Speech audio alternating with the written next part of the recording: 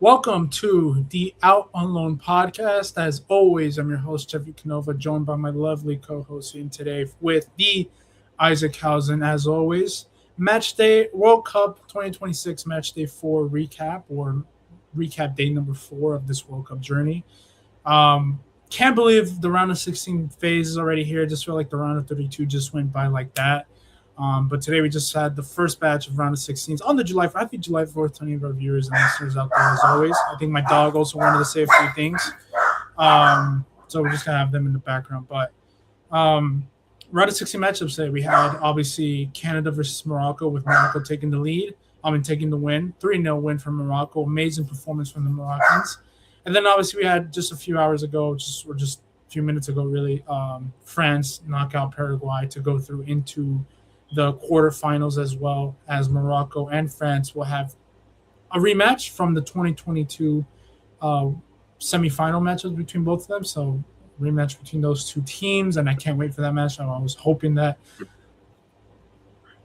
everything would align with France taking care of business and getting through Paraguay just to face Morocco, just so we have a good, beautiful match between the names and talents in the football on display for that specific day as well. So happy we'll get that. Tomorrow, some big ones as well with Brazil versus Norway, obviously, Vinny versus Holland, and then obviously the big matchup, the primetime matchup. I think everyone's been waiting for really, besides maybe Portugal and Spain.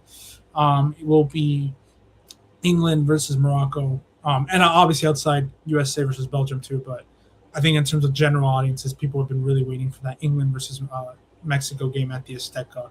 So yeah, man.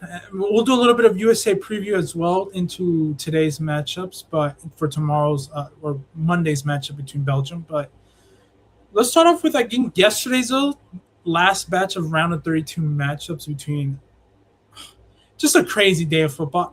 All I got to say is shout out to Argentina because, look, you might have some of the biggest shithousery of fans and there's some accusations here and there with the racism and everything. You're not the most loved country or national team out there in the world. Obviously, besides Messi, obviously, I'm not saying he isn't loved or anything. But I will give them credit, right? They, for some reason, just give us, like, the best matchups of all time. I mean, can we start with the historic, like, Mario Kempis, like, double in the final where he won the first, like, I think one of the first few to win the Golden Balls back in that time, to the days of Diego Maradona, the hand of God versus England, I believe, hoisting the World Cup at the Azteca. And then a few years later, you have Germany versus Argentina in the 2014 World Cup. Then you have 2018 with the France matchup, the 4-3, which was another crazy game where you saw Mbappe make his name in the comeback that they had. And then 2022, you had the Mexico matchup, then the final as well, and then yesterday we had the Capo Verde match as well. Like, shout out to them. They always, for some reason, just gave us these memorable matchups that we will never forget. And I think yesterday's was just another one. Do you know what I'm saying? Yeah, I mean, it was funny because you can always tell very quickly in this like social media driven world based off of like what starts circulating very quickly. So once obviously you have Cape Verde kind of fully engulfed in that comeback, you're seeing all those posts on Instagram and Twitter. Is this the greatest upset of all time, or will this be the greatest upset of all time? Where does this rank? Where does this rank all time on matches? And that's obviously always how you know you got a good match, is when you're walking away from that game and announcers and everyone, the circulation online seems to be, okay, where does this place all time on the ranking now for World Cup games or World Cup knockout games, round of 32 games, so on and so forth. It was interesting. I believe it was the first debut team to make it to the knockout stage or something like that. Since I want to say it was like Slovakia they had in like that 2018. So like not only was it a huge accomplishment for Cape Verde just as a debutant to make it out and to go this far, let alone to then obviously be playing a team like Argentina, to then obviously be giving them a game to where, I mean, we were closest. I mean, we were minutes away from what felt like the biggest upset of the entire tournament. That was going to trounce, obviously, Paraguay's upset of Germany. And obviously, I don't think we haven't seen one anywhere comparable in size, honestly, in quite a while. I mean, in the footballing world, you go back to Leicester, obviously, with their title run is sort of maybe one of the shining moment of like a shining underdog story, especially in our lifetime. And Cape Verde was minutes away from completing that. Like you said, talking about giving them a game. you walk out of that maybe with some more worries about Argentina and sort of the challenges they might run up to, obviously against a more clinical side. And I think that's fun because I mean this in a good way for like all the teams that are going to make a semifinal run or the two teams that are going to make it to the final. You want a little. You either want them to be like these perfectly molded superhero versus supervillain, like no flaws, it's just a battle, or you want that little bit more of that interesting, maybe more vulnerable storyline of these teams with a few chinks in their armor, if that makes sense. And I think for the first time in this tournament, you got to see that with Argentina. They had just been, quite frankly, dominant. It seemed outside of, I mean, Austria gave them a tougher game, but they were still obviously able to handle that. And that's a quality Austria side, which we saw obviously in the knockout rounds as well. And this is the first time where you were probably really worried, or at least the Argentinian fans were probably really worried in a game, let alone after that second goal. So, I mean, huge result from them to show the resistance. I think you see that even that defenders sort of mentality coming off of that World Cup victory. They've been there, they've done that, especially with someone like Messi who's been in so many of those games, let alone all the other players. I think that calmness through all that hecticism or that craziness showed for that Argentina squad, which I think maybe is another reason you might be more optimistic about them going farther in this tournament because obviously like the road to victory is not going to be easy for really any of these teams. That's not really how this works. There's always going to be ups and downs. And if you have to play a team like Brazil or a France or whatnot, that you're going to have some tough matchups and you're going to have some tough moments where you're going to need to claw out of some very, very difficult moments. And they were able to show that, and they were able to do that against Cape Verde. And no disrespect, obviously, to that Cape Verde side. Vizinha, all the players involved, this has just been one of the best footballing moments we've seen in the past 5 to 10 years. You're seeing everyone like, no one's going to forget this team. The streets will not forget this team. The streets will never forget this team. If there's one thing I think the soccer fandom it does better than almost any other, is the way that they remember those great moments. I think you're starting to see it sort of more with that like NBA and baseball and football, that sort of ball knowledge test, that ball knowledge trend that you've been seeing on social media. I think that's extension of it. But like that the whole idea of like the streets won't forget those Michus, even I mean obviously Payet at West Ham, those are kind of some of the default ones that come up a lot. Like the footballing world has always done a very good job at not forgetting those moments and forgetting its special moments throughout its very long 100, 200, 300 plus year history. That I'm glad that like this is another one that we get to walk away from and like, you know what? This is our tournament, the USA tournament. This is a tournament that we get to experience firsthand, and like this is one of our memories. This is one of our moments. No, definitely. I completely agree with everything you just said. I mean, we have to give credit to Cape Verde and everything they've done. Yes, there are concerns with Argentina, which we'll briefly talk about as well from this game. And like you said, yes, we will remember them for the rest of our lives. I mean, I'll tell my kids like, yeah, bro, like if Cabo Verde become something out of this, like in the next 20, 10 years because of this moment, I'll say yeah, because I was there when I saw a 4-year-old goalkeeper in Vozinha. Literally, the headlines was not Messi versus Argentina versus Cape Verde. Messi to score 3. It was Messi versus Vozinha. And you Mm-hmm. almost felt as the game was growing and Vizinha was making the saves and stuff like that, especially at the 1-1 or when Argentina made it like 2-2 or like 2-1 or yeah, 2-2 for Cape Verde and Argentina. You just felt like Vizinha is like matching up with Neymar. It's almost like remember when Messi couldn't score against Buffon for like a good stretch and there was like Mm-hmm. that battle that they had. I think near the later stages, it was like Messi versus Buffon. Can Messi finally score past this Buffon? And he did that, So that's how I felt, and that's why you got to give so much credit to Bazinha and really the Cape Verde, but really the Cape Verde team in general. Now I hope Mm-hmm. people understand why. And I think this will be the main talking point from today's. I think the main theme that I'll really touch upon today, which is the toughness of low blocks. But outside of that, from Cape Verde's elite low block and defense, um, I think the way they played out too was just absolutely brilliant. I mean, you saw every touch felt like there was purpose and there was intent. There was okay, we're gonna get into the space and we're gonna get into those zones where he can potentially get a goal here and take this game to penalties or win the fucking game by any matter. So now you see why they were able to hold a 0-0 versus a Spain team. Why they were able to. I know Muslera was in there, but like again, Uruguay could have realistically come in and taken care of business 3-4-0, but they were so defensively hard where like this Uruguay team was only able to score like 2. And then why did they get that result against Saudi Arabia? Same thing. They're just able to close down shop and take care of business. You saw today how good they are playing from the back and making it so tough for teams to really just like not take their foot off the gas. They have to be really focused and paying attention to all these type of things. So much love to them, and it does suck, but we'll talk about them for the amount of for the years to come. Especially if we see them in whatever tournament next it might be for them. And one But thing too, as well, I would like to say with that is I want to save these memories. I want to save these compliments and all the praise they're getting, rightfully so.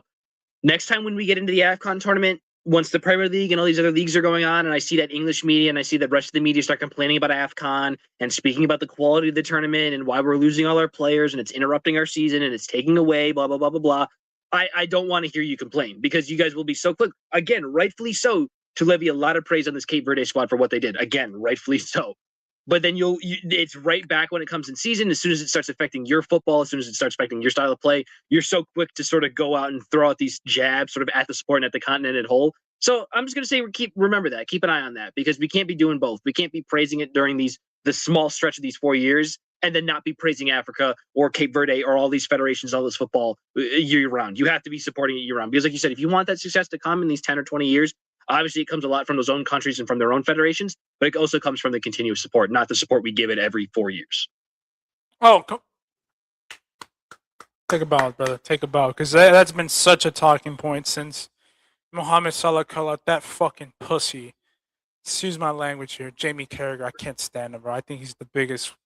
There's Alexi Lalas, but then there's the English version, which is just Jamie Carragher. I can't stand that guy. I'm sorry. I hate him. I don't like that guy. I would never interview him. I would never like to speak to him. I could not, bro. Couldn't.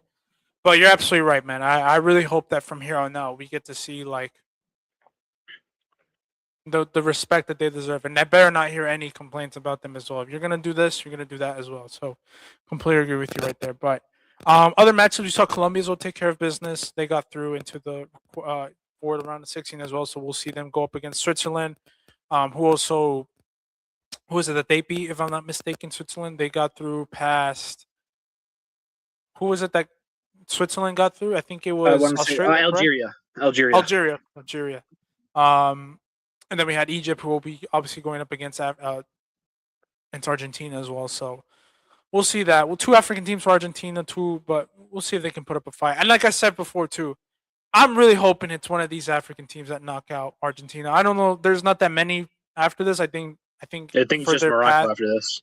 I think it's Morocco and Egypt potentially too, because Egypt are the only one from the African side as well. But I'm hoping it's an African team that knocks out Argentina with all the racist songs that they've been making about the French national team. That's why I was hoping Cape Verde would knock them out only for that sense of the storyline. Like, dude, just wouldn't it be sweet justice for all those stupid racist chants and songs that they've made that an African nation just knocks them out? Oh, it would have been cinema, but we didn't get that. But maybe it'll be something worse coming for them. Karma's gonna hit them. Like something's gonna hit this team. Something has to. There's no way they can get away with this. But speaking about their deficiencies, defensively, we're seeing the weaknesses with that team. And like I said, there's weaknesses on that team where, like, if it's an Argentina versus Spain or France in the final, I really can see this team breaking down. And there's no Di Maria as well. And you saw how it just felt like it was very Messi dependent, which, I mean, sure, like that's going to carry you a lot. But when you're going up against a top team, you're going to need that second guy to really come in and take care of business as well. And, you had a Di Maria in the last World Cup. You don't have him this time around, and I have not seen Julian Alvarez doing everything. I have not seen Lautaro Martinez do anything. So Argentina really need to find that glue guy. But again, I think defensively, bro, they look so weak. I feel like you can attack them. That's why I can't wait if like a France play them, if Spain in the final too. You have to wait and see, what's gonna happen for them. It's interesting too because I feel like I've even seen coming out of this is some of the like roster decisions. Like I know Paz, one that was like has been speculated. I don't think he's got the most minutes. He's coming off of I believe a 12-goal. I want to say like a 5 or 6 assist season for I want to say Como this past season. Like they have other guys. I think Thiago Almada has been one that people have pointed to in that roster with a little bit of confusion why there's been such a commitment towards that as well. I want to say. Why am I not mistaken? Did Nicolas Gonzalez even have a decent year? I think there's other names I've just seen circulated off. Nico Gonzalez? No, he hasn't done. No, I mean, it's bad when he was playing left back at one point. He did, yes, yeah. I shouldn't say maybe he's not the name I'm thinking of, but I've seen some stuff online about sort of the roster selection of just some confusion out of the attack, and I guess it's easy to say that. Sort of, it seems like Messi's been sort of the sole provider. Granted, he hasn't been the sole provider. I know there's other players in that attack and that midfield that have scored. But he's still your main provider. So it's obviously hard to be like to expect anyone to be able to produce at that same level. Obviously, with how good he is, still Messi is going to be the main provider of that squad. But I think it's still not one where you want those responsibilities to fall solely to him. Just again, for when you get against these top teams, and again, who knows? This Egyptian team can still provide that. They obviously played a game, a tough defensive game against Australia. Granted, it get not the same opponent. Will be hit. We'll have to see. I think you're still everyone's favoring Argentina, but just be interested, and it's something to keeping eyes on. I know Medina was injured in that last game. I don't know what his status is, so who knows? Like they could be without him for a game. So obviously that'll be huge in defense. So it'll be interesting. I think again, like I said earlier, I think there's just a lot more eyes on this Argentina squad right now, just because you saw the game against Cape Verde, you saw some of the weak points. And, okay, cool. Now that there's not, they're not this like unstoppable machine that maybe you can go in and get a result against them. Yeah, you just gotta. I think for any team that will be going up against Argentina, which is why I really hope they play England or Mexico, because I think those two teams will bring the physicality towards them. Mm-hmm. I think when you play against Argentina, you have to match up a lot of things with them. I think you have to be solid defensively, of course, because you're going up against the greatest player of all time, like the greatest player of all time, who's still killing it. God damn. God bless you. Thank you. Who Yeah, you're just gonna need someone to really stop that type of player. But then also you need to go at them offensively. But the one thing I said about Argentina is they are dogs. They are mean. They are thugs. They will take you out the game because mentally they'll say some shit to your head. They'll kick the shit out of you, and they'll just press you like crazy. Everyone presses. Besides maybe Messi, you have Lautaro pressing. You have Rodrigo de Paul, Paredes, McAllister, Enzo. You have Molina in there. You have Medina, and then you have those thugging defenses in Otamendi, and Romero, and Lissandro, who are not gonna take any shit from you. So you have to match the intensity, the technical quality, the defense, the offense, and then I think the most important part: if you are scared to play this team, you're not gonna win this game. You saw it when France played them; they were shell shocked when they played against the Argentina team. They looked scared. Look how much Dembele was out of the game the minute he felt the contact of Di Maria coming at him, a Tagliafico, and Acuna coming at him. He was terrified. He didn't know what to expect. Look at Griezmann. Look at Giroud. They didn't know what the fuck they were waiting for. Chouameni at the one point was just like, dude, who am I going up against? You know what I'm saying? And there's like stuff like that where it's just like you have to match them up, which is why I want to see England, because I think England have the chance to do that. I think England have, if they're on it, their defense. I think they have the midfield and the characters like a Declan Rice and a Jude Bellingham to not take any shit from these players. And I think they have the experience too to say, we've gone through shit too, so it's like we can get the job done here. And I would just love to see England versus Argentina. You know the rivalry down there, man. Like I want to see that matchup so badly. I just want to see that. I so badly want to see those two teams go head to head, or Brazil versus Argentina, because it's a classic. That's one of the main international rivalries of all time. So I think that I don't know. England Argentina is going to be a lot of fun if we can get that for a lot of the reasons you just said. And I think know. I'll add the clickbait bit. They have the best player. I know Messi right now in this tournament. It's hard to say he's not been the best player in this tournament, but I mean, come on, just year round. I think where they are at in their footballing careers right now, Harry Kane's better than Messi. It's going to be very interesting to see who would show up in that one-off game in that game, the retrospective star. So Oh it'll be yeah, fun. It'll definitely. be a fun matchup. Yeah, and I think they have the defensive qualities, and just I think for me the midfield and Elliot Anderson, Jude, and Rice to just really bring it at them and just not take anything. So especially Jude, that's why I really want to see him go up against these players, man. I'm telling you, bro, they're thugs, and you saw that with the Paraguay game as well when France played Paraguay too. But man, dude, these South American teams, man, they're no jokes. But um, yeah, we'll have to wait and see for Argentina's round. We'll have to see tomorrow. And I also mentioned Mexico too. I think Mexico has some blood on their hands to go up against an Argentina team that obviously there's that rivalry too. Argentinians and Mexicans don't get along, so that would be an interesting matchup too to see those two teams just clash head to head. And I think those two bring the personality and the dogs as well, and defense and midfield and personas and characters as well. So we'll have to wait and see. But kind of moving away now from like the round of 16 matchups, we'll kind of from the round of 32 matchups from yesterday, we'll go into today's games: Morocco versus Canada. Morocco, man, look, I'm so excited for that Morocco versus France game.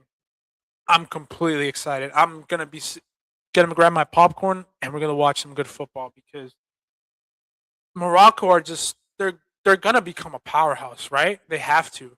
I mean, back to back quarterfinal runs at a World Cup. You have the best right back in the world who is gonna continuously inspire future generations of Moroccan players to be a player like him. You have a Brahim Diaz, you have a Bouadi, a Saibari, who was not even playing in the second half, I believe, or didn't play at all this game. He's injured. They think messed up. He definitely messed up his hamstring. He had to be subbed out early in the first half. So I think his tournament's done. I want to say for Morocco Tournament's as done well. for him, but even then, in that second half, the way they just ran through Canada and were able to break them down, it was just like, what a fucking team! The style of play, their athleticism, their technical, the swag that they play. Like, did you see? I believe the build up to one of the goals is Brahim nutmeg to get through. Mhm. Like, it's just, man, this team is amazing. And they're going up against a France team too that just obviously have the elite players in the attack and in defense and a little bit in midfield too. But I can't wait to see that. And you know, I just can't wait. What are your thoughts? What are your thoughts on Morocco and their performance against Canada? Yeah, I mean, there's a bit of me where I think they got the job done. Like, I think they are just flat out a much better squad than Canada, and I think that showed through a lot of the game. I mean, that first half, even the announcers were saying it. It was the worst half of football I've ever seen. I haven't watched a lot. This is really good. With just 2 World Cups, but it's the worst half of football I've ever seen the Moroccan national team play, and they went into halftime with a 0-0 game, and that's when I knew I'm like, this is over for Canada. If Canada going up against Morocco at arguably their worst, and they can't get a goal, they can't get a lead, they can't really get the momentum, it's over because of, like, again, what that Moroccan team can do. And I'll shout out to Doc. He talked about it in our group chat.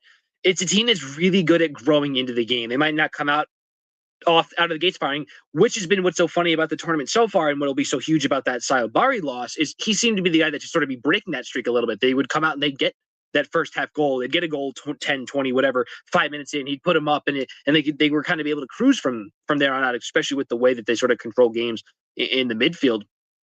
And now, obviously, you're seeing more of that ability to sort of grow into the game and also sort of build out of what the game's going to ask, because it's going to be different each time. Obviously, going up against Canada is going to be different than playing France, and even just the role that you're going to have to play on attack, how much you're going to be seeing the ball, like all that stuff's going to change sort of how you play. And they're really good at adjusting to that.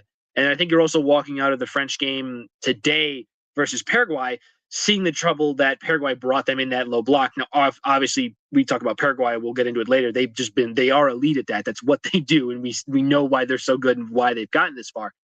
But I think you're still saying that the Moroccan side would have a lot more quality in that than a Paraguayan side. And I think if you'd argue if Morocco can play a little bit of that low block, let alone with the players that they have on top of that, you mentioned Hakimi, and just the pace that they have in that squad, their ability to burn France on a counterattack is way more likely. Their ability to test that defense is going to be a lot greater than that of a Paraguay. And if they can play that stout defense that like a Paraguay did, maybe you can go in and get a result against France. Now, obviously, it'll be interesting. That French team is still great. Predicting that game is going to be very difficult. I'm glad we're more just talking about it now in reactions. But yeah, it's a tough Moroccan side. There's a reason that they've obviously gone this far in back-to-back World Cups. I'm interested. I'm optimistic because I think those maybe find themselves another semifinal. Yes, most certainly. I think one of the things that I mean, can I just read the achievements off from Morocco real quick? I just wanted to read this off, right? 4th place finish at the 2022 World Cup. Bronze medal at the Paris 2024 Games. A U20 World Cup title in 2025. Technically the AFCON champions, but really they made the final. But either way, they made the final. So that in itself is just an amazing achievement. And then just this year, they're in their second quarterfinal run in the 2026 World Cup with the potential of going to a semifinal up against one of the potential favorites, right, in France, right? So even if they get knocked out, I mean, just went toe to toe with France. Like, what can you do, you know? And they are going to go toe to toe. That's my prediction. But man, dude, if they make a semifinal run, dude, they have a real good shot of going to the final. I'm being serious, and they have so many ballers, bro. I can't even imagine the future generation that this Moroccan team is going to look like, man. Just so many ballers, so many like inspirational players that you can look upon to just grow from and be inspired from. And I think they're going to really take it to France. This France team has not been tested defensively whatsoever at this tournament.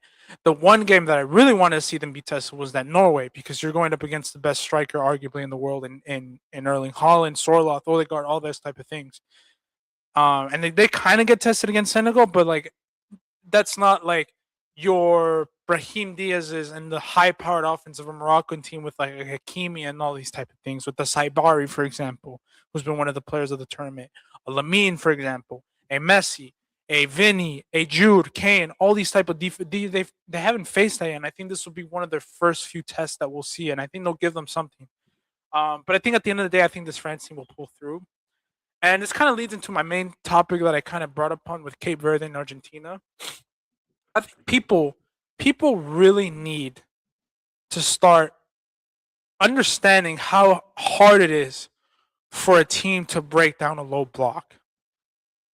I know everyone complains, right? Like, oh, if they have the best players, they need to break down every fucking team in the world. Guys, it is fucking almost impossible to fucking break down a low block. It is almost impossible. Do you know how hard it is? We just saw this tournament, how hard it is for even the best players in the world to break down a low block. Why do you think Madrid don't work? And I'll bring this to Madrid, right? Why do you think Madrid don't win that many league titles? It's because our biggest counterpoint is the fact that we go up against low blocks so many times in this league. And we can't break them down a lot of times because it's just hard. It's tiring. It's gruesome. Now, that's not an excuse. But my main thing here is it all consists of team patterns and plays and not just we need to rely on individual players or individual players. It's movement. It's patterns. It's the profiles that you bring in to crash the box and all these type of things. And we're seeing it live in this World Cup. You saw Cape Verde pull through. Why? Because they have a nasty-ass goalkeeper that's able to save them from everything and the perfect backline to block and close down lanes.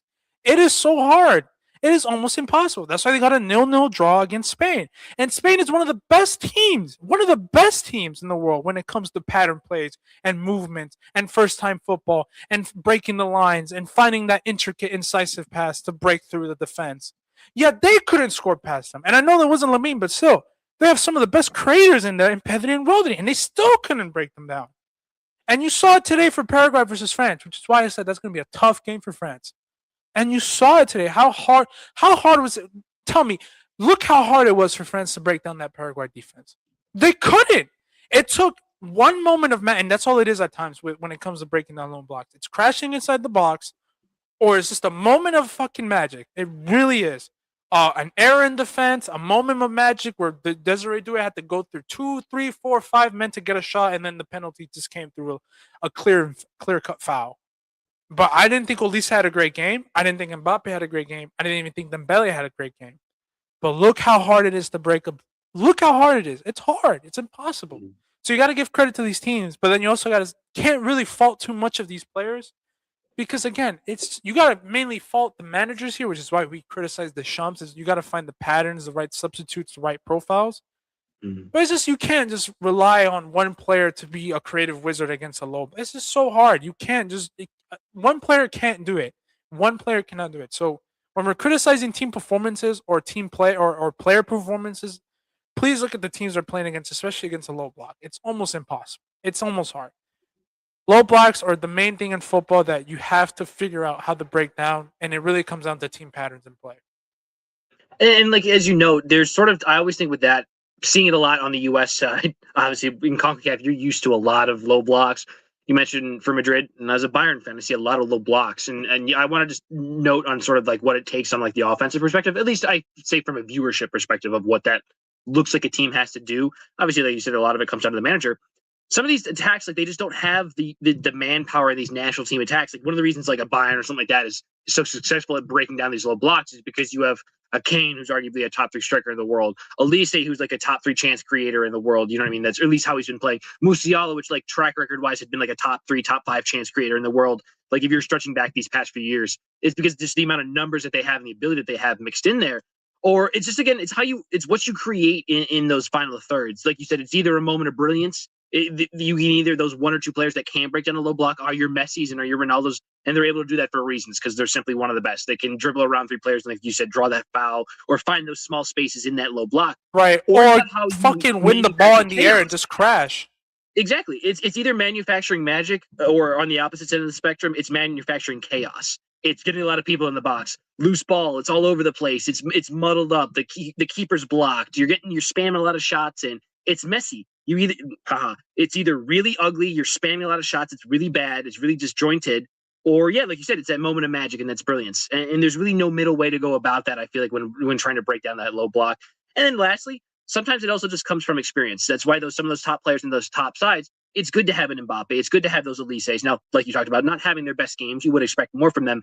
But that's why a French, when they play smaller European teams, like you're used to low blocks. You need exposure to that. The best way to break down low blocks is to play against a lot of low blocks. It's that simple. Right. And that's why I favor them against now a lot of teams. I said Paraguay is probably going to be Mbappe, Olise, and Dembele's most toughest games. Because you just went up against probably the biggest low block team in the fucking coming from the World Cup, besides maybe Cape Verde. Because Brazil don't have that type of defense. Norway don't have that type of defense. Maybe Mexico's the only one left. I don't think England have that type of defense. Argentina definitely don't have that type of defense. The USA don't have that type of defense. Spain don't have that type of defense. And Portugal definitely don't have that type of defense. So you just went, and in Morocco too, they don't have that type of low block, sit deep type of approach or mentality. So that's why I think against Morocco, I think the French are going to get through in their moments. See that too. If you play in England, if you play Spain, if you play Brazil, you play in Argentina, they're not going to give it to you. That's going to be a lot more back and forth of their style of play. Exactly, it's going to be back and forth. Get a low block. Exactly. Yeah. There's going to be a lot of back and forth, which is why I tell people this. Like the first few rounds are kind of hell because yes, the lower ranked qualifying teams are going to do what they're going to do to win the game, and understandably so. I mean, they're probably enjoying the game in the sense of like, dude, look how good we're locking down this team. Like, look how good we're actually defending like a unit. And you got to respect that in that sense. And they have to do their dirty fouls and tactics, which it's fine. That you're going to do what you're going to do. But at the end of the day, man, like too much offensive quality. Doué comes in. And that's why I'm confident for France. A lot of people haven't been that big on France in the sense of like the recent performances, I would say. But I think with the later rounds, with the better quality teams, their defense will definitely be tested. Now, that's a question mark that we'll see later on. But I think their offense, I just can't wait to see them in open space now against those against those defenders. Like I can't wait to see them go up against Spain and see what they can do this time around with the synergy that Olise, Dembele, and Mbappe have against more space with Doué coming off, Barcola coming off the bench, Cherki coming off. Like, just hold the brakes. Don't panic too much. We're gonna see the best games like later on, and we saw when Cape Verde took the game to Argentina. They didn't just sit deep; they also took the game and created moments of magic as well. So. That France versus Morocco game, I'm excited because I think we'll definitely see some good attacking football, some entertaining football that I've been dying to kind of see into this tournament, especially those semifinals too. I can't wait for that as well. But I think kind of moving away now from I guess our predictions for these coming games, mainly the USA versus Belgium. What are our feelings are for that game, man? Yeah, I think you're a lot more optimistic. At least in putting it in terms of myself. I'm a lot more optimistic than I walked into this tournament. I think I might have even mentioned it in a previous episode. I thought this was the spot where we would go out just because I felt like there was a good chance we were going to be playing Belgium. We had that 5-2 loss against them. We looked quite frankly terrible against them by many metrics. So okay, that's probably our ceiling, and then obviously giving or take a little bit to change with this World Cup. And yeah, I think coming in firing on all cylinders. I think. As good as we've looked, like you go in with a lot more optimistic, but I think it's also because of the way that Belgium has looked. Now, obviously, Belgium has gone this far; they've reached this stage, so they obviously have the quality in there. I don't want to sit here and say this is a bad Belgium team. Maybe by your standards, Belgian fans might say it's not as good of a team. Maybe they're not as optimistic. I don't know. I can't speak for the Belgian fans entirely. I would just say even maybe the way the media has talked about this Belgian team, even compared to the years past, has been a lot more negative. I think even into the last World Cup and definitely before that, that was still that golden generation. They're going to be able to make a run, or this is your sneaky dark horse. They could be in a semifinal, maybe be in a final with KDB, all that sort of stuff. And I don't think they really walked in with that level of expectations. Now, I think even for them, maybe the next round or the round after that, that was sort of where many people expected them to be. And I think you're just optimistic. I think the way you've seen players like Freeman grow, I think the way you've seen that midfield fire on all cylinders, I think there's even some worries with like how we were going to look as a unit. How are we going to look like even our style of play? Are we going to be able to sort of come out firing on all cylinders? Now, obviously, you're missing Balogun for that goal or for that next game, so that's going to be huge. But I'm not even as worried with like a Pepe. I think maybe Haji Wright could step in. I think he might have somewhat a little bit more similar of a profile. I think the worry for me is with this next game is don't feel like because you're without Balogun that you have to play two strikers. I think playing two strikers, having to take away someone from our midfield in this next game is really going to hurt us because I think we need. I've been saying it a lot, and I think we know rightfully how important you need to feel bad against this Belgium team. If you want to be able to dictate how you're going to be able to play, especially on home turf, it's going to come down to those midfield battles. And I think subtracting one away and just to get that extra striker to maybe to try to circumvent that goal output that you're losing with Balogun, that's going to be what's hurt us. That's just a nitpick. Again, I'm riding with Poch. I know that's kind of shocking compared to what I've said about the man so far. I'm optimistic. I think we have the talent in there. I think the way that we've been playing leads to just more optimism. Like, again, I'm using that word a lot. I feel like I'm finding myself repeating myself a bit. But yeah, I mean, funny enough, you have Trossard. I think his transfer was actually announced today. Like, you just feel like you're going to be able to test this defense for Belgium. You have Meunier in defense, he's 35, 36? You want to say? I mean, yeah, Freeman, you bring him up right there. He's only 21 himself. Like what, Michele or whatever in defense for Belgium. I want to say he's in his mid-30s as well. Like, yeah, you would is 33 right there as well. Like, you think there's moments in the squad that you can test. Even KDB hasn't looked like his best compared to other tournaments. I want to say he's been even getting subbed off, like with time to go in some games as well. Tillemans, obviously, he's going to be important for them. You're arguably like, no, Doku's the big one. You're worried about in defense. I know. Do you feel like you have someone I'm that can go and match terrified up of against Doku. him? Like that's going to be the issue. And this is a Belgium squad to where like you can't solely focus on Doku. You can't just say, okay, cool, we're going to take him out of the equation and we're going to be set, because they do have enough talent in the squad, obviously, to be able to beat us. Like, outside of Pulisic, Trossard is still probably better than any other wing option we have. You know what I mean? KDB probably still walks into our midfield if he's American. You know what I mean? Like, there's still those sort of things, but I'm optimistic. I'll leave it with that. Yeah, man, definitely. I am in agreement with you. I've been in agreement with you with a lot of things. Obviously, that's why I have you as my co-host a lot of the times. There's going to be points where you're going to disagree with one another, definitely. Especially that Salah episode, which, hey, shout out to Salah, man. Hey, made it with Egypt. Shout out to Egypt as well for making it far into the World Cup. I think this is their first knockout win ever, if I'm not I mistaken. want to say, would not shock me. Yeah, I want to say so. Yeah, so shout out to Mohamed Salah. I'm hoping he can get the job done against Argentina, but I highly doubt. I don't think Egypt have the players to do that, but they pull through. Hey, shout out to them and shout out to the continent of Africa for pulling through. But no, I agree with you. I think, like I said, man, there's only one player, one or two really, I guess three, that really terrify the shit out of me. But obviously, number one being this man right here. Yeah, this guy scares me. When we played him, when we say we Madrid, I mean, we've always said who's gonna go up against Doku. Doku versus Trent, Doku versus this, Doku versus that. And it's going to be the same conversation. And it's funny because I was like, dude, if Doku's playing on the left against Freeman, Freeman got that shit on lock. 21-year-old right back who has been, in my opinion, Alex Freeman has been arguably the best right back at this tournament. I know you want to say your Hakimi's. I know you can bring up whoever else from the Mexico defense who haven't.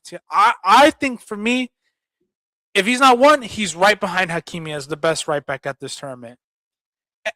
What he's been able to do this whole tournament has been absolutely fucking amazing. Defensively, puts in a shift. Offensively, brings the pace, brings the combination. But I think for me, it's his recovery pace where it's just so vital, especially in the system that you see in the lineups, where like we just shift into a back three, and it's all thanks to him because he's so good on the ball. He's so good with his height because he's almost 6'1", the height of almost a center back, right? And he's got the fucking pace. Man, he's gonna be key when he's going up against Trossard, and I think he'll do a great good job with Trossard, especially when you have Des helping in, McKennie, Adams. Like you're gonna be fine. It's that damn right hand side for the defense where I'm just kind of terrified because as much as I love Antoine Robinson, the Jedi attacking, defensively, it could be a nightmare for him going up against a Doku. I mean, the good thing is Doku will not be on the stronger side, so I guess that's the positive part. But still, it's like Doku's pace and his ability to just his body feints are probably one of the best in world football right now. So it's like, and when you have Tim Ream out there, it's like it's gonna be a tough one. This will definitely be the USA's most toughest matchup coming into this tournament without question.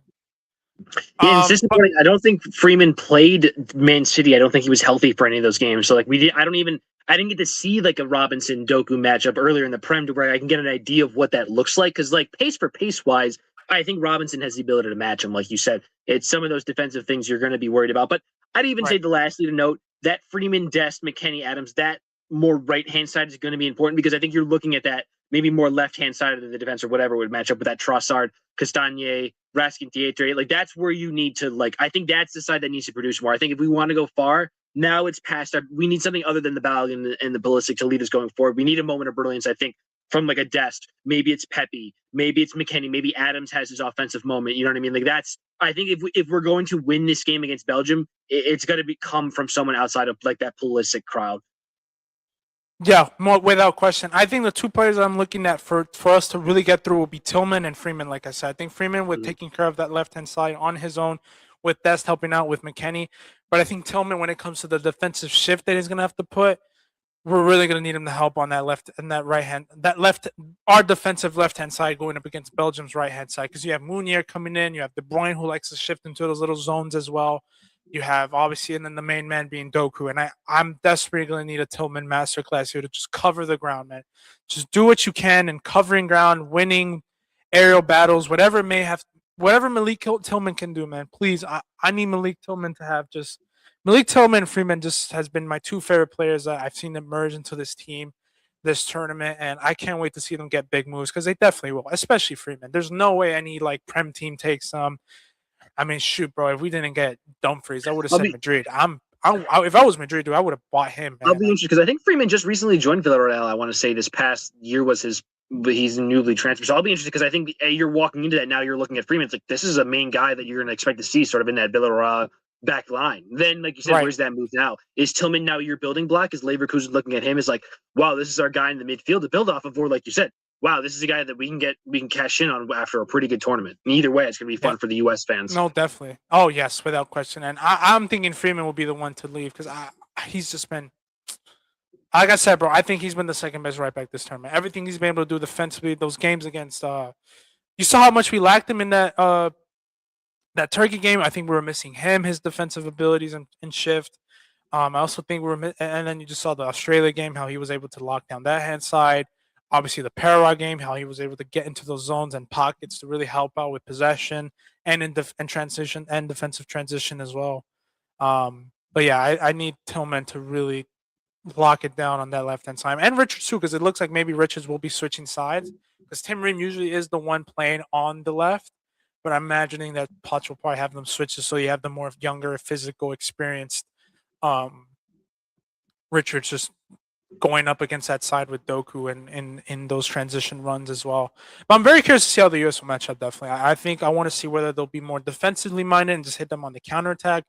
But I think, in my opinion, I would really love the USA to just take it to Belgium. Just say, fuck it. Just take it to them. I think maybe that's one way you got to approach it. And maybe this time around, don't give up too much space as before. Because obviously the last time we gave space to this team, yeah, it was 5 goals. So just maybe try to calculate how much space you want to give, what type of profiles. Because maybe the profiles were, I don't know how different that matchup was. I mean, we can kind of see it. I mean, I want to see like their head to, oh yeah, there we go. The 5-2. You can kind of see the lineups. So yeah, I mean, look at the lineups. This is a completely fucking different team. Cardoso, McKennie, Weah playing as like almost a right wing back. I think this Testament playing in midfield when you're going to have Tillman in that. Well, Tillman was playing more centrally. No Adams, which is going to be key. You had this guy who, I'm sorry, just not good enough. Just absolute shit. Testament there. Testament should be on this roster. Testament's more of a center back for Lyon. He, from what I remember or from what I've heard, he's been a good center back for Lyon this past year. I think he should be one of our starting center backs for this team, even over, like, again, over Reem heading into this tournament. Now, what Reem has done in this tournament, he's obviously rightfully so deserved to be one of our starting center backs. But like, yeah, you talk about like those are different rosters, and the way the different form we're rosters, in, different approach. and lastly, we need to be clinical. I mean, obviously they have that 5-1 game against New Zealand, but it's a 0-0 game against Iran, I want to say, and I have it a 1-1 game against Egypt. And I think one of the moments people talked about in those games was like there were moments for Egypt and Iran and even Senegal in the 3-2 to maybe put their foot on the not put their foot on the gas, but to have a few more things, a few more goals get in, a few more things go their way. They're leading that game and they have the momentum. So there's also that where if you can take that to them and you can just get one or two of those goals and get that energy and you're just an inch more clinical, you could be walking away with quite a nice result. And then, like I said too, I just hope the USA players are just motivated. I want payback from 2014. I want payback. I want us to put this team to their misery. This was the team that this is their golden generation started with them beating us in the round of 16. And then almost our like little generation as well with like your Dempseys, I know Lando didn't make it to that World Cup, but your Tim Howards in there, your Zimmermans, all these type of players. They closed out our generation. I want us to put them. I want to put them out. I want to put the Bruyne's generation out the door. I want to put Lukaku out. I want to put Courtois to bed. Get him back to Madrid as soon as possible, so there's no more injuries or ACL injuries to him. I want the USA to put this Belgian team out like they did to us in 2014. Please, I need it. It'll make sense for the storyline. It has to be us. After 12 years, we have to be the one to knock them out in the round of 16. It just makes too sense for the story. But football doesn't care about stories or emotions. It's who's going to win that day, and we'll have to wait and see when it comes to the U.S., man. Because I'm nervous for that game because I think it'll be a big test, as I said. But I'm also confident because I feel like with the way we've been playing this whole tournament, man, we can definitely get something if we take it to them. And we have to take it to them. We have to take it to them because I've not been impressed with them whatsoever. But again, I don't think our defense has been tested that much yet this tournament. I would say, in my opinion, I don't think it has been. I don't think we faced a player like Doku yet, who has just been. We know how he is. He's fucking dangerous.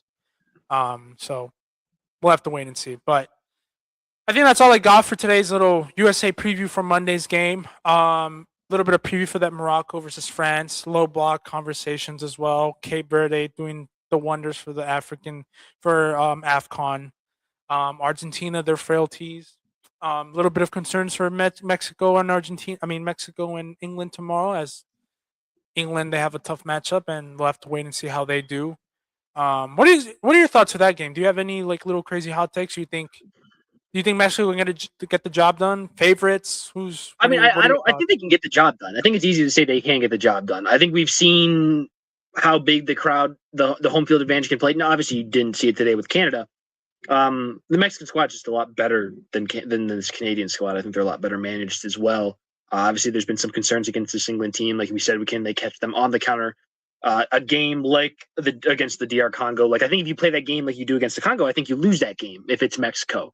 But again, also these are professionals. This England squad is very good. They know how to take that result. And quite frankly, I think a lot of them would say it was a poor result against Congo, even though they walked away with a win. I think they're all professionals. I think they say they played a bad game by many metrics. So they know what they need to do to take care of business. Like similar to what I said last week with like KDB and all that, like with Kane, with the year he's having, with this England squad in general, with the likes of Bellingham, I can't see them losing, like you said. And if we're talking about the storylines, if that's sort of what it is, I think them against Argentina is going to be so fun if that can be a possible semifinals matchup, and obviously then that requires for them to win. I would just say don't be shocked if Mexico win. It's not a shocker. I think if that's one where people try to claim that is some huge upset. No, again, like I said in the last episode, it'll be an upset by default on the FIFA rankings. But again, it's not one that I'm shocked that if Mexico at home in the Azteca walks away with a result against England, it's not a shocker. Yeah, bro, dude, that Azteca record. Can you quickly do this? Because I didn't get the chance to do this with my homie. Shout out to Tyrone, one of my best friends here in LA. We were talking about the records here at the records at the Azteca, the fact that they've only lost 2 times. Can you please search who are the two defeats to? Because to play how many games? 89 games. If you only lost twice historically, that for me is still fucking insane. And they don't play any scrubs. I know they've played against some fucking teams, especially back in the day. Yes, they are. It's 89 matches, 70 wins, 17 draws, and 2 losses since 1966. Only 2 nations. September 10th, 2013, they lost 2-1 to Honduras for a World Cup qualifier. And then September 1st, 2001, they lost to Costa Rica 2-1 for a World Cup qualifier. So Costa Rica and Honduras are the only two teams that have beaten Mexico at the Azteca. Yeah. Obviously, the U.S. is one of those 17 draws. Obviously. Wasn't that the Michael Bradley banger? Oh, the banger. That was one of the best Oh, goals. my God. That was weird. And then you saw the USA fans that traveled on the way in the top section is going crazy. Oh, yeah. Dude, I died to be in the away section one day, dude. I need to go to an away. I can't even imagine the euphoric sensation when, like, you guys are, like, the travel, like, you're the underdogs, but you got your pack. You know what I'm saying? Right. Like, it's like 300. Like, it's literally 300 versus, like, a million. For our comparison, it's like the opposite. We got the opposite end of it. We were both Bonaventure alums. We saw a lot of Bonaventure basketball at our time. It's like imagine going into the Riley Center and they're like beating us, and then you just like you get the small, where they put those fans like right behind, like right into the student section. It's like yes. You know what I mean? Yeah. And then they're all chirping. It's like the St. Joe. Fuck that St. Joe's goddamn hawk and that flapping the birds. You know what I'm talking about. Please put that in if this turns into a real. Man, full credit because you're on scholarship and you get money to be a damn mascot for that school. So full credit. I know Riley is not making that much money at Bonaventure, but fuck that damn St. Joe's bird. Ugh, fuck that hawk. Fuck that hawk. Fuck them, bro. But no, definitely, man. I can't. Going back, like I said, bro, I can't even imagine what the England fans are gonna do down there. Watch out for them, which is why I said I really hope. There's no discredit. I just really want to see the British go up against the Argentinians. I think those are the battle of two of the most hostile, loud, energetic, shithousery fans in world football. So I'm hoping Mexico pull through. What'd you say? Some would say, maybe many would say, the two worst fan bases in international football. Yeah, arguably, yeah. Who's worse? I mean, we can be annoying. I'll admit, like the U.S. snobbiness, the American snobbiness can be up there. So I don't default people if they put us in there. But like we're snobby on the internet. I'm not talking about at the stadium though. At the stadium, we're shithouse. Like England and Argentinian fans are the biggest like drinkers. You got the hooligans, and then you got the gangs and the mafia of Argentina. Like it's like, oh, I can't wait. And shout out to my Argentine cousin too. I just can't wait to pick on him too. I'll be like, dude, long live the British. You know what I'm saying? Even though I shouldn't be saying on July 4th. Yeah, I'd say that's fact. I was just picking on him, man, for that reason. But no, man, good luck to England. I'm really hoping. Obviously, I'm not a big fan of Mexico, as you know, like USA rivalry, all these type of things. But if they do pull through, I would not be surprised, like you said. I think they definitely should be looked at as one of the favorites, or like at least an equal playing field, just because of the altitude, which fucking matters. I don't think Anthony Gordon, Jude, Kane are going to be ready for that. And then obviously the home support is just going to be loud. It's going to be chaos. I mean, today, bro, I saw so many cars with the Mexican flags on there, and I think they're ready for tomorrow. I can't even wait for Mexican Americans to celebrate today and then potentially tomorrow if they do win, So it's going to be a blast for some Mexican American fans out there. But that's all I got. And then Brazil, Norway, real quick. What do you got tomorrow? I think Brazil. I think Holland's going to have a lot of special moments in that game. I think there'll be reminders for why he's one of the world's best. But I had that Brazil team going farther. I think they'll be able to get it done. Yeah, definitely. I can't wait for that Holland and Gabriel matchup. That's going to be feisty. Are you betting any? Are you going to bet any fights in between that, like just for Gabriel and Holland to get into a scruffle? I don't know, because like Holland and Vinny are getting along pretty well right now on social media. So I could also see him beefing with Gabriel, and then Vinny runs in and kind of smooths some things over. So I don't really know. I'll be interested. I think there's got to be at least one scruffle. Yeah, I think there's going to be. Oh, there definitely will be, because I think Gabriel will definitely be the one marking him. You know that for a fact. He will be on him the whole day. Mm-hmm. But yeah, I agree with you. I think Brazil probably moment of magic from Brazil. I'm waiting for a Vinny performance. I've been kind of like, see a Vinny performance. We haven't seen that since the Scotland game, and it's kind of drying out. So we needed to like hydrate again. We need it again. I need my Golden Boot winner. Yeah, man. I mean, he's 3 goals away from. Golden Boot update. Golden Boot update of the week. I forgot, as always. Oh yeah. I mean, I think if you want to, we can try to pull it up right here. Yeah, I mean, it should still be Messi if I'm not mistaken. I think Mbappe now is 1 behind because of his penalty today. If I can pull this up in time, let me see. I'm trying to find one that is not old. This is maybe one from 6 days ago. But trying to look for like player stats. Oh, here you go. I can show that. I think it's on my screen. Okay. Oh, that's the screen. There we go. So Top score, we have Mbappe currently leading with 7, or tied with Messi, I should say, with 7. Tied with Erling Mbappe. Haaland, who can get 2 tomorrow. Maybe he gets, ties it with 7 as well. I think Vinny, I think the other player as well, we can just see all of them right here. Harry Kane, obviously with 5, so we could see probably a double from Harry Kane tomorrow. Who knows?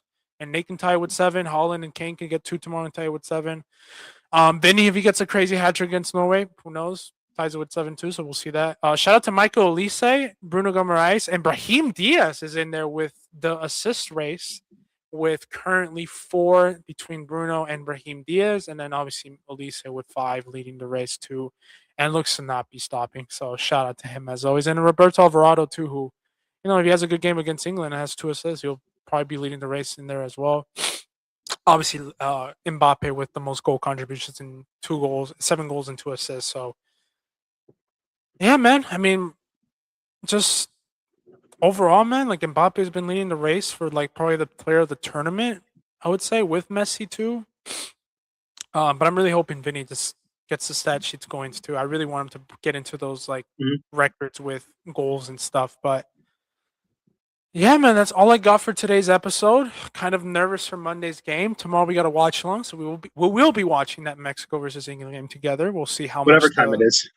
Whatever time it may be. It might be fucking 3 a.m. West Coast time, and we wouldn't even know. I don't know. Like, it'll be something, right? But yeah, that's all I got for today's match day recap, day 4. Thank you so much. The fireworks are going off as I speak. I imagine the fireworks back at New York they're are also going off. Literally as we speak.